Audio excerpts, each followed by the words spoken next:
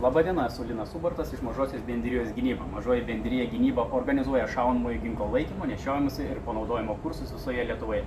Šiandien esu ginklų klube, svečiuose ir noriu Jums pristatyti šitą kulkų gaudyklę kaip gaminį saugiam ginklų ištaisymui. Žinau, kai pasirodys vaizdo įrašas internete, tam tikrose socialiniuose tinkluose, ir jūs komentuosite, sakysite, kad šita kulkų gaudyklė netitinka keliamų reikalavimų, tokia kulkų gaudyklė apskritai nėra reglamentuota teisės aktuose. Taigi noriu Jūs patikinti, kad šitai kulkų gaudykliai gaminti brėžiniai buvo gauti iš policijos pareigūnų, kurie idėją parsivežė iš Jungtinių Amerikos valstijų. Jie patys šitas kulkų gaudyklės naudoja savo veikloje, kad galėtų saugiai ištaisyti ginklus. Taigi mes gavome patikinimą, jeigu kulkų gaudyklės pagaminsime iš Europos standartą atitinkančio plieno, taigi galėsime naudoti ir įvairiose apsaugos tarnybose, tyrose, šaudyklose saugiam ginklų ištaisymui.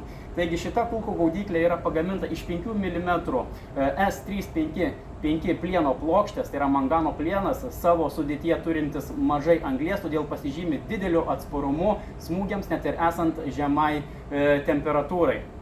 Taigi, keliaujam ginklų klube į tyrą ir išbandykime, ar iš tikrųjų saugu naudoti šitas kulkų gaudyklės. Taigi, esam ginklų klube, tyre ir išbandykime šitą kulkų gaudyklę, kurią Jums pristačiau. Pistoletas 9 mm. Saugu. Išimam šovinuką.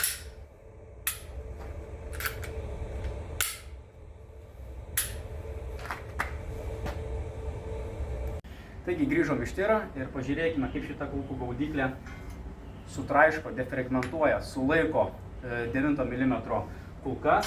Ir noriu pasakyti, kad visos tos vadinamosios kulkų nuolaužos sutrintos, jos būna tenais būgne. Aš tik jas parsitraukiau parodyti, kaip jos atrodo. Taigi, vėlgi, tiems, kurie komentuos, replikuos socialiniuose tinkluose, sakys, kad šičia skeveldros grįžta atgal. Jos negrįžta atgal. Aš tiesiog jos pakreipiau, pažiūrėjau į priekį, kad Jums parodyti, kaip jos yra sutraiškomas. Jeigu bus norinčių įsigyti šitas kulkų gaudyklės, parašykite į MB gynybą.